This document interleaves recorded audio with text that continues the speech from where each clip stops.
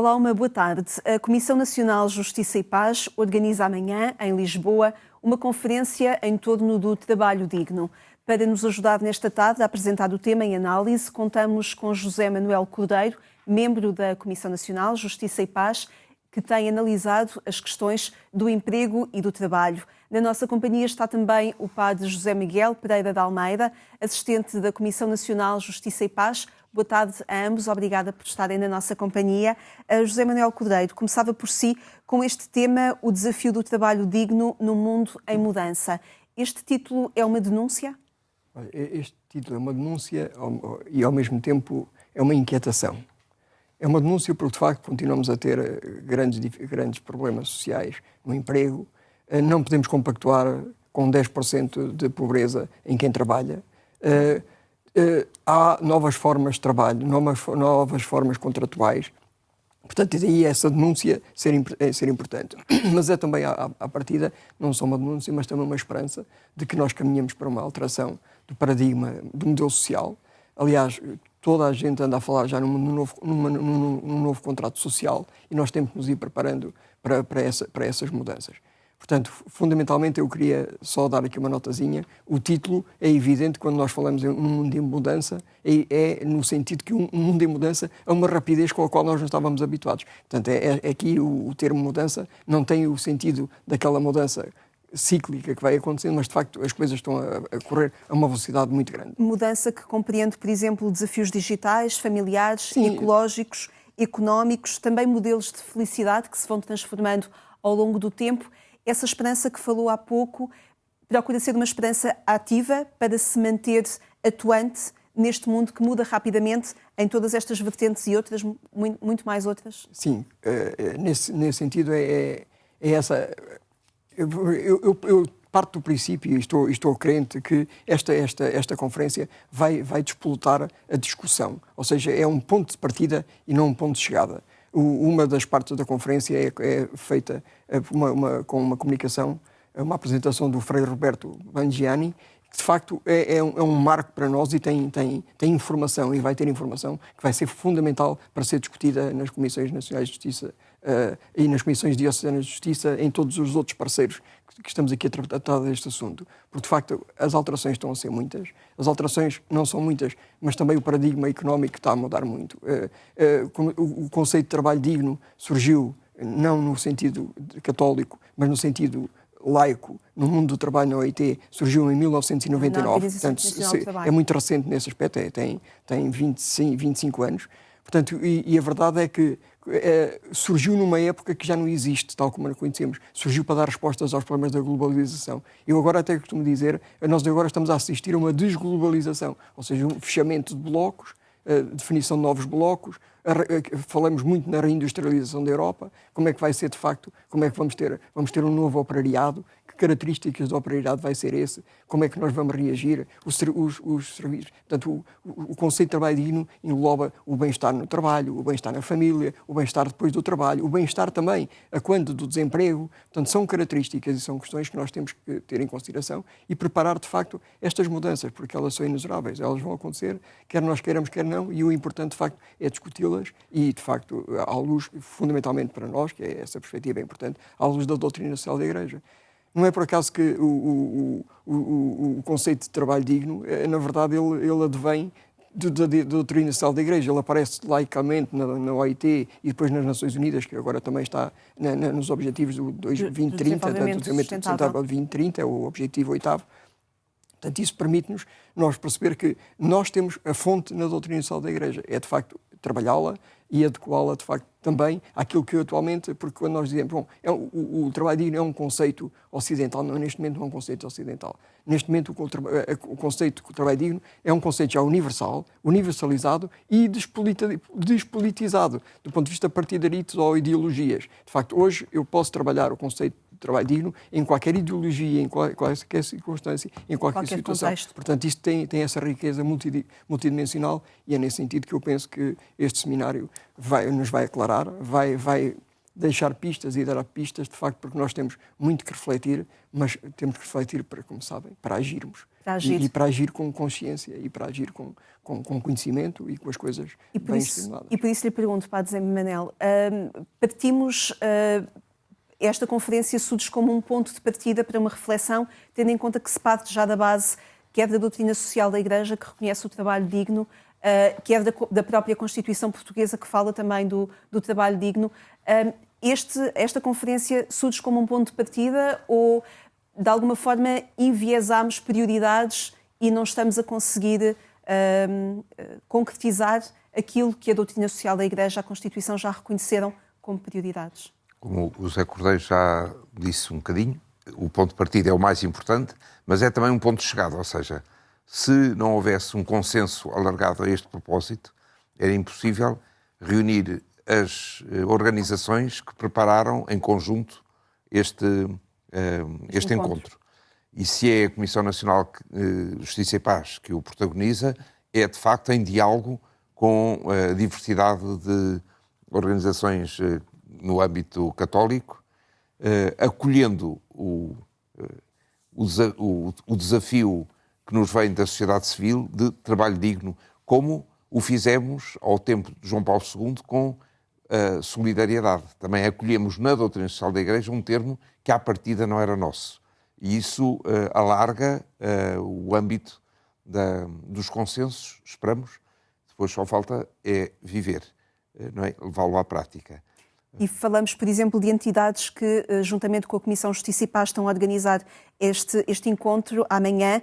A Ação Católica Rural, por exemplo, a Associação Cristã de Empresários e Gestores, a Caritas Portuguesa, também, que ambos integram, a Federação Solicitude, a Liga Operária Católica, o Metanoia, Movimento Católico de Profissionais, também a Juventude Operária Católica. José Manuel Cordeiro, a Juventude Operária Católica traz uma forma também de olhar para o mercado de trabalho, a forma como os jovens, não só a Liga Operária, a Juventude Operária Católica, mas os jovens no geral, eles próprios se relacionam com o trabalho de uma forma diferente que os pais se relacionavam com o trabalho e por isso também ajudam a perceber que mudanças no mundo laboral estão a acontecer também. Eu diria que os jovens, neste caso em concreto, e nas discussões que se seguirão, são um ponto fundamental. Ou seja, porque a concepção que eles têm hoje de trabalho, a concepção que têm da vida em sociedade e a concepção que têm, de certa maneira, na segurança, a pensar, por exemplo, numa apresentação, numa reforma, o conceito que eles têm, ou seja, a sociedade tornou as coisas tão individualizadas que neste momento cada um pensa de per si. E isso, portanto, isso é uma dificuldade também para contratos sociais, para sindicatos trabalharem? Isso é um problema. E, de facto, uma das coisas que nós temos de trazer à juventude, que a juventude vai trazer muita inovação, vai ter muitas ideias novas, como é fruto e é da juventude. Mas também precisarão de perceber e entender, e é para isso também que a sociedade deve trabalhar em conjunto, que a organicidade do mundo do trabalho é desde os 18 anos, 16 até aos 65, 70. Portanto, e a convivência terá que ser com todas as idades. Apesar dos jovens terem uma concepção diferente, a verdade é que é um panorama tão vasto e etário no mundo do trabalho que a ideia é tentar conciliar e tentar fazer que perceberem que os problemas de uns muitas vezes não são os problemas dos outros, mas uns podem ajudar na resolução dos problemas dos outros. O diálogo das gerações não é só na família, é também no trabalho. Mas caminhando e percebendo uma sociedade cada vez mais individualista, as preocupações e o espaço para o reconhecimento de direitos sociais e também para a própria ação dos sindicatos. Estamos com campo, digamos assim, com espaço para que também à mesa da concertação social esses direitos possam ser reconhecidos, esse espaço para se lutar por direitos iguais possa acontecer? Eu gostaria um pouco, não é fugir à questão, mas quando nós falamos na questão sindical, eu nunca mais eu estive numa conferência no Vaticano e curiosamente foi lá que eu aprendi o que era o conceito de sindicato. O que é que significa sindicato? A palavra sindicato é uma palavra composta do grego, como o Padre Samuel sabe, que é sim, que é conjunto, em união, e dica, que é justiça. O sindicato é procurar a justiça em conjunto. Os sindicatos, neles próprios, não são mais do que a voz da procura da justiça pelos direitos dos trabalhadores, pelos direitos da sociedade, pelos direitos das famílias. Ou seja, quando falo em trabalhadores, eu falo na família. Portanto, e fundamentalmente hoje, quando estamos aqui a falar, lutar e pugnar para que haja dignidade no trabalho. Mas na teoria a ideia funciona, na prática, com novas gerações distanciarem-se mais até da participação sindical, a procura conjunta de diálogo e de direitos é possível? Acontece muito e eu tenho refletido muito sobre isso, porque de facto o movimento de criação dos sindicatos era um momento, mesmo do ponto de vista da atividade laboral, completamente diferente dos dias de hoje. Eu posso dizer, de facto, os sindicatos podem se renovar ou não renovar, uns fazem de uma maneira, outros fazem de outra, e eu penso que esta conferência vai nos permitir perceber que já há aqui um salto paradigmático no que como nós devemos entender o trabalho. Os sindicatos geralmente era para defender grandes de classe, era uma luta de classes, era uma luta fundamentalmente sobre profissional, os profissionais A contra os profissionais B, ou defenderem-se A e B. Portanto, tudo isso vai ter que ser revisto na perspectiva sindical. São mudanças que demoram bastante, mas que têm que ser refletidas. E como disse, os jovens neste momento, hoje, por exemplo, parte do princípio no movimento sindical, hoje é jornalista, inscreve-se no sindicato de jornalistas, amanhã já não está interessado, sai do jornalismo e vai dar aula, já vai ter que se inscrever num sindicato de professores. E hoje com a mobilidade social, mesmo e laboral, de setor para setor, tudo isso é um entrave ao modelo de sindicalização que nós estamos a viver. Portanto, ninguém vai andar a saltar de sindicato a sindicato, mas andam a saltar de vida a vida. No caso dos jovens, é evidente que um jovem começa a trabalhar num restaurante fast food ou coisa parecida, amanhã já tem um trabalho que vai ajudar na comunicação social, etc. Portanto, como é que eu posso levar um jovem a sindicalizar-se quando tudo está feito para que eu não seja? Portanto, é tudo isso que hoje está acima da mesa e, de facto, a própria OIT tem alertado para isso. A OIT fez uma declaração do centenário, portanto, são os documentos que se seguem a seguir a 1999, ao trabalho digno. Depois houve um outro documento em 2000 e 2015 e agora a declaração do centenário. De facto, é preciso pensar. É muito importante aquilo que dizia, e reforço, é verdadeiramente importante a concertação. Isso é fundamental. Aliás, uma das características fundamentais do trabalho digno é o diálogo.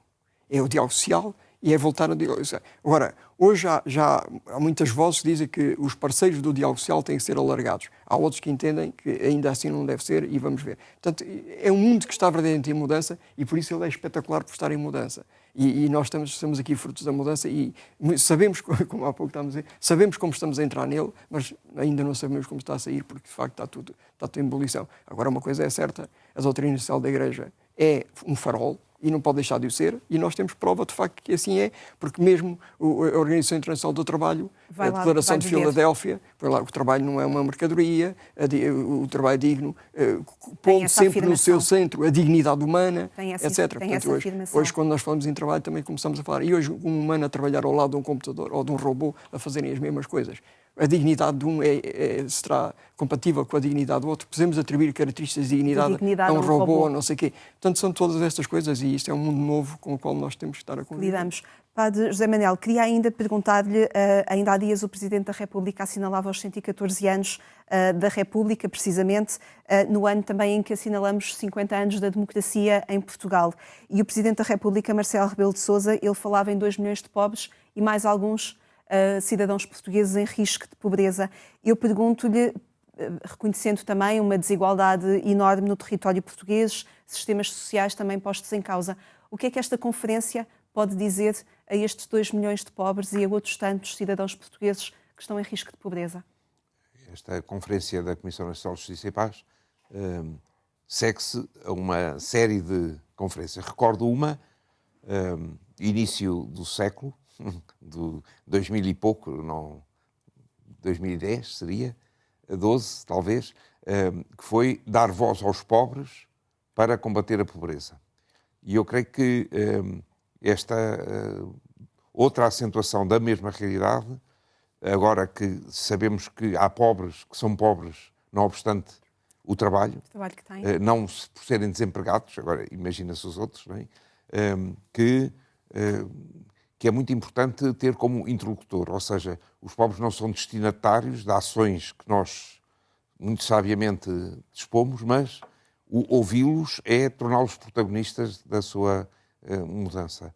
E eu estou convencido que no âmbito da doutrina social da Igreja, que também vai evoluindo, não é a mesma que Bento, que no início se falava, os vários Bentos que já escreveram sobre a doutrina social da Igreja, mas e isso é muito importante, ou seja, o diálogo de que o Zé falava, começa na escuta do outro, que tem certamente alguma coisa muito importante para eu aprender. E depois, só depois da escuta do outro, é que eu posso dizer uma palavra que faça sentido também na vida de um e do outro. Olharemos com atenção então para esta conferência proposta pela Comissão, organizada pela Comissão Nacional de Justiça e Paz, com outros parceiros, a decorrer amanhã em Lisboa. Neste momento, sexta-feira, olhamos também para a liturgia que é proposta nas Eucaristias, e este fim de semana convidava os dois a escutar o Evangelho de Marcos na voz de Leonor João. Naquele tempo, ia Jesus por-se a caminho, quando um homem se aproximou correndo, ajoelhou diante dele e perguntou-lhe: Bom mestre, que hei de fazer para alcançar a vida eterna? Jesus respondeu: Por que me chamas bom? Ninguém é bom senão Deus. Tu sabes os mandamentos: não mates, não cometas adultério, não roubes, não levantes falso testemunho, não cometas fraudes, honra pai e mãe. O homem disse a Jesus: Mestre, tudo isso tenho eu cumprido desde a juventude. Jesus olhou para ele com simpatia e respondeu: Falta-te uma coisa. Vai vender o que tens, dá o dinheiro aos pobres e terás um tesouro no céu. Depois vem e segue-me. Ouvindo estas palavras, anuviou-se-lhe o semblante e retirou-se pesaroso, porque era muito rico. Então Jesus, olhando à sua volta, disse aos discípulos: Como será difícil para os que têm riquezas entrar no reino de Deus? Os discípulos ficaram admirados com estas palavras. Mas Jesus afirmou-lhes de novo: Meus filhos, como é difícil entrar no reino de Deus. É mais fácil passar um camelo pelo fundo de uma agulha do que um rico entrar no reino de Deus. Eles admiraram-se ainda mais e diziam uns aos outros: Quem pode então salvar-se? Fitando neles os olhos, Jesus respondeu: Aos homens é impossível, mas não a Deus, porque a Deus tudo é possível. Padre José Manuel, parece que este Evangelho veio mesmo a propósito da conversa que mantivemos. Veio com certeza. O que é que nós podemos extrair desta mensagem de Jesus e da dificuldade em distribuir os bens? Confundimos poupança e acumulação?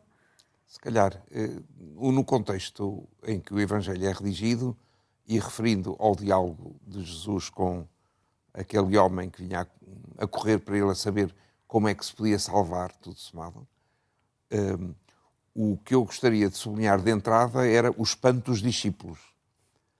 Porque os discípulos não entendem nada, e o que acontece connosco muitas vezes. Eles tinham sido formados numa teologia da prosperidade, que é dizer que Deus abençoa com bens aqueles que lhe são fiéis.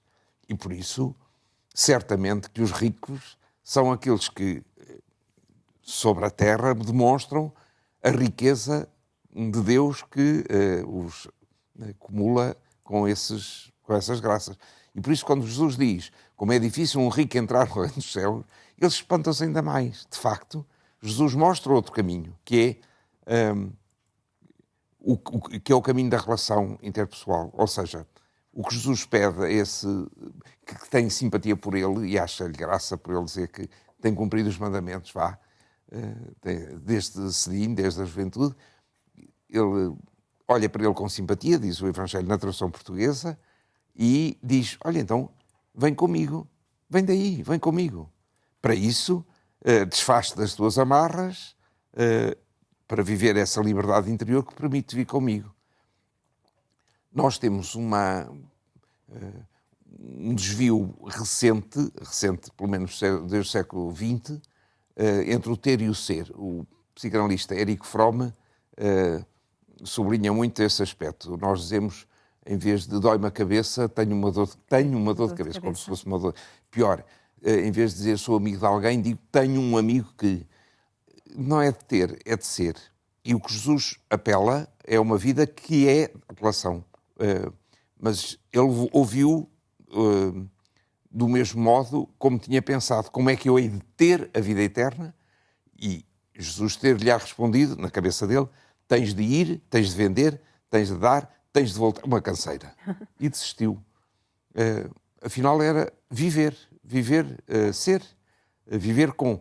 O que ele propõe é tornar-se discípulo, ir com ele. Descobrir um quanto baste é a medida para viver melhor e para viver em diálogo com os outros, em dignidade com os outros, reconhecendo dignidade nos outros, tal como procuramos reconhecer em nós. E, portanto, é o viver com o que isso comporta. Eu não posso viver com os outros como se os outros não existissem.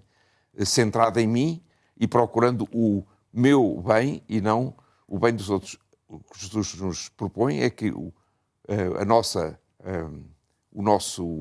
vida é uma convivência. Não é? Portanto, os bens não são bens para mim. E a atenção ao bem comum que nós temos particularmente que se tem particularmente sublinhado nestes tempos, com o Papa Francisco e por aí, em que o cuidado da terra e o cuidado dos pobres estão no centro de uma atenção renovada nesta conversão ecológica que procuramos, afinal, está no centro do Evangelho. E o Papa, de facto, também nos propõe a aproximar-nos e a escutar os pobres, como o próprio Padre Zé Manel dizia há pouco.